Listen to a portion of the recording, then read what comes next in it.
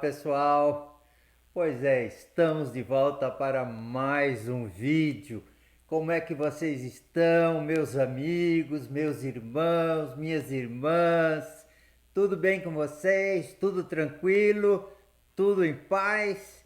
E aí, você viu o título deste vídeo? Com certeza ninguém gostaria de ser chamado de fariseu. Você sabe, quando alguém quer ofender uma pessoa, basta chamá-la de fariseu, porque afinal de contas, o que é que alguém entende quando ouve dizer que fulano, beltrano ou cicrano é fariseu?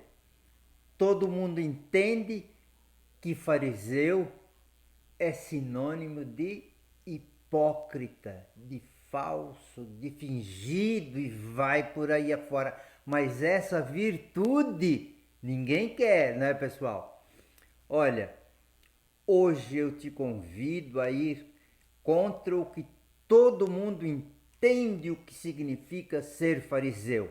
Então, senta aí e assiste esse vídeo até o fim, com calma, ok? Bem, vocês sabem, os fariseus só se tornaram conhecidos entre nós por causa das referências que Jesus fez a eles.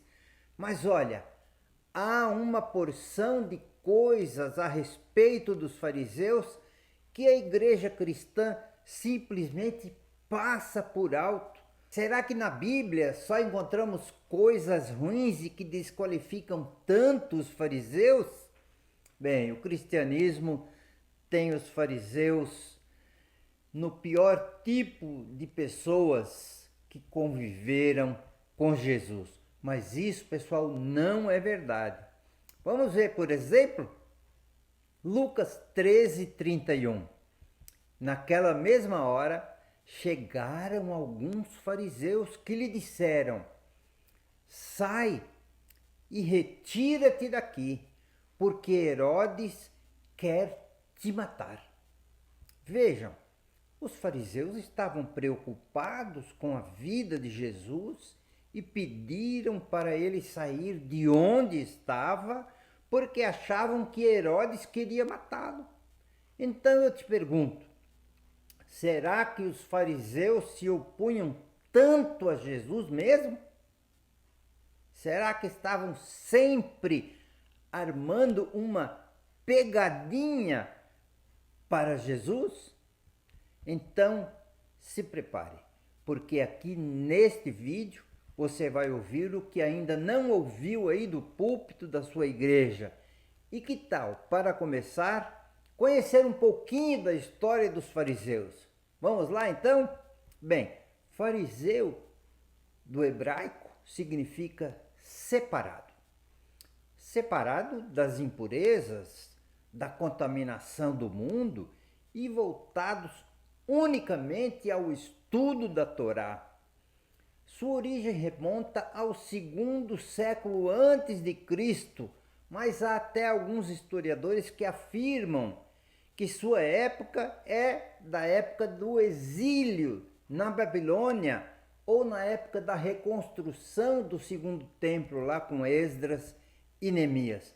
Eles criam que o exílio que sofreram na Babilônia era fruto de terem abandonado a Torá, bem como abandonado também ao Deus de Israel.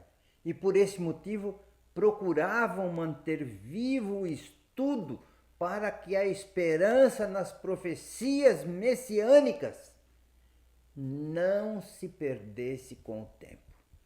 Os fariseus tiveram sim uma grande influência no desenvolvimento do judaísmo rabínico. Os rabinos que existem até hoje tiveram a sua origem com os fariseus. Foi com os fariseus e com os escribas que Jesus esteve quando completou 13 anos de idade. E o que aconteceu? Eles se maravilharam com o conhecimento de Jesus. Os fariseus, em várias oportunidades, chamaram Jesus de rabino e de mestre. Os fariseus são tidos como os primeiros missionários, pois eles pregavam aos do seu próprio povo sobre a necessidade que eles achavam que os judeus deveriam se voltar à Torá e aos profetas. O povo em geral gostava muito dos fariseus, pois eles falavam de uma forma que até as pessoas mais simples podiam entender a Torá.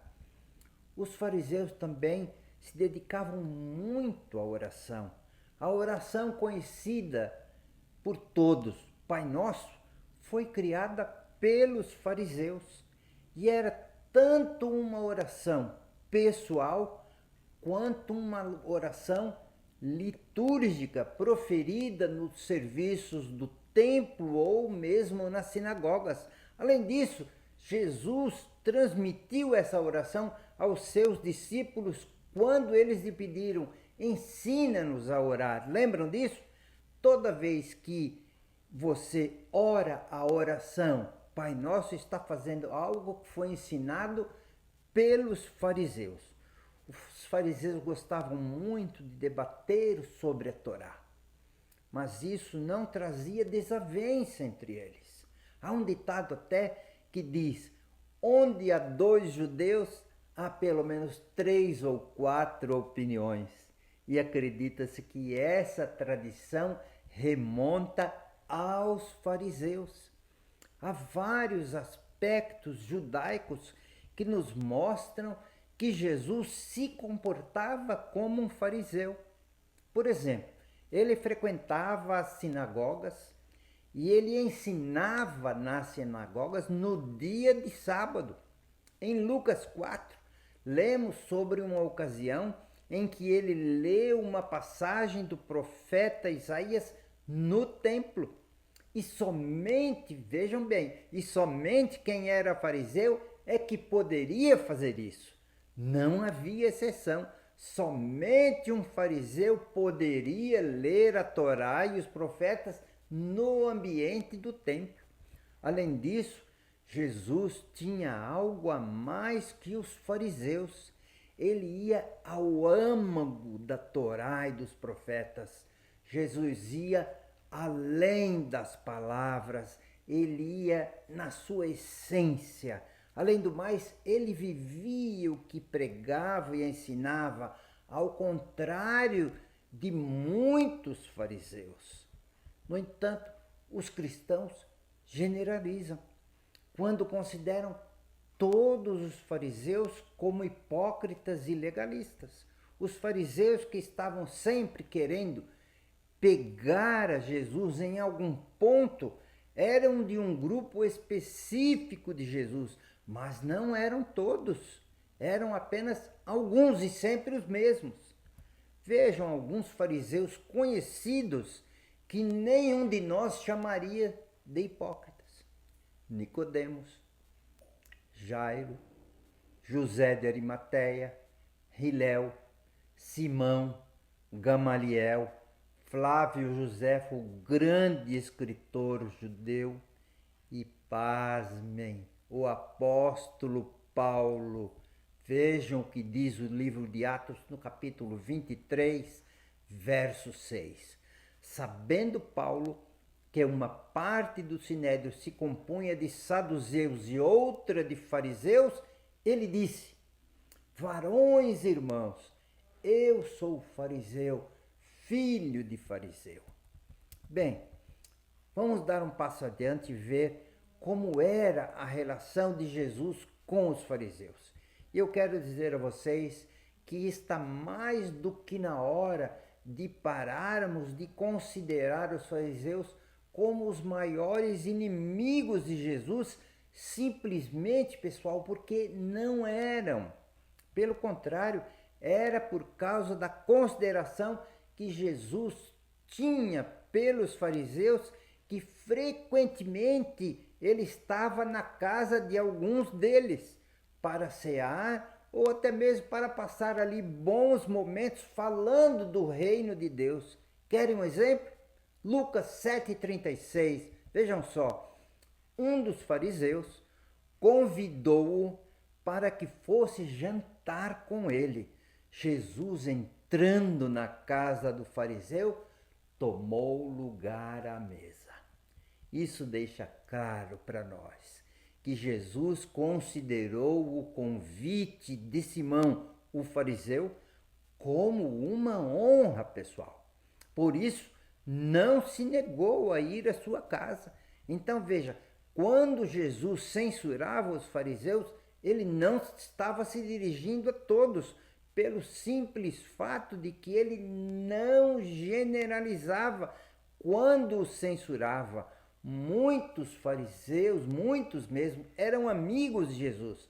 Agora eu quero falar para vocês sobre um episódio vivido por Jesus em sua relação com os fariseus e que está no livro de Mateus, no capítulo 15. Vejam o verso 1 e 2. Então chegaram a Jesus uns fariseus e escribas vindos de Jerusalém e lhe perguntaram: por que transgridem os teus discípulos a tradição dos anciãos? Pois não lavam as mãos quando comem. Bem, vejam bem. Nesse caso, os escribas e fariseus não queriam pegar a Jesus em alguma contradição ou em algum erro, pois os fariseus se dirigiram a Jesus para chamar a atenção dos seus discípulos e não dele. Então fica claro que Jesus havia lavado as mãos, se purificado. Ele seguia essa orientação dos fariseus. Isso indica que Jesus respeitava essa lei religiosa, essa halahá, que os próprios fariseus criavam em complemento aos mandamentos. Pois é, os fariseus criavam certas leis religiosas que, segundo eles, complementavam os mandamentos, mas passavam por cima dos próprios mandamentos. Jesus chamou essas leis religiosas de tradições humanas e muitas delas Jesus as considerava boas, mas não podiam se sobrepor aos mandamentos. Vejam só qual foi a resposta de Jesus a essa questão dos discípulos lavar as mãos. No verso 3 de Mateus 15, ele, porém, respondendo, disse-lhes: por que transgredis o mandamento de Deus por causa da vossa tradição? Esta pergunta que os fariseus fizeram a Jesus lhes rendeu um dos mais belos sermões, uma das mais belas pregações que Jesus fez, a qual ele se dirigiu aos discípulos e também aos fariseus. E Jesus, na verdade, ele ia sempre na essência das palavras, na essência dos mandamentos, ou mesmo dessas tradições e leis religiosas criadas pelos fariseus. Por isso, eles não fizeram nenhum comentário a essas palavras de Jesus. O que eles fizeram? Mantiveram-se em silêncio. E você pode ver todo esse sermão, essa pregação maravilhosa de Jesus no capítulo 15 do livro de Mateus. Quero concluir relatando para você um caso que eu vi pessoalmente e que me levou a trazer a vocês a mensagem desse vídeo. Foi por aquilo que eu vi pessoalmente que me levou a estudar um pouco mais sobre os fariseus. Eu conheci uma igreja em que as cadeiras e o púlpito da plataforma não podiam ser removidos dos seus lugares a não ser por presbíteros, anciãos ou diáconos ordenados ou ungidos. Oh, pessoal, eu imagino que os fariseus daqueles tempos de Jesus, aqueles hipócritas, estão presentes neste século XXI. São semelhantes, esses de hoje, ao grupo daqueles fariseus hipócritas.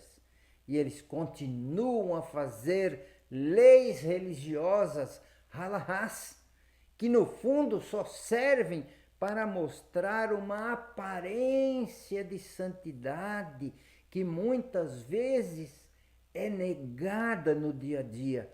Eu creio também que está na hora de Jesus, à semelhança do que ele fez na casa de alguns fariseus, está na hora de ele entrar e ser honrado na casa de algum fariseu deste século XXI. Bem, pessoal, eu vou ficando por aqui, mas antes de encerrar, eu quero convidar a você para se inscrever aqui em nosso canal, para você ativar o sininho para receber novos vídeos do canal. E olha, não se esqueça, por favor, deixe o seu like, deixe o seu comentário e se você gostou, compartilhe com as pessoas com quem você se relaciona. Bem, eu deixo agora para você o meu forte abraço e até o nosso próximo vídeo. Tchau, tchau.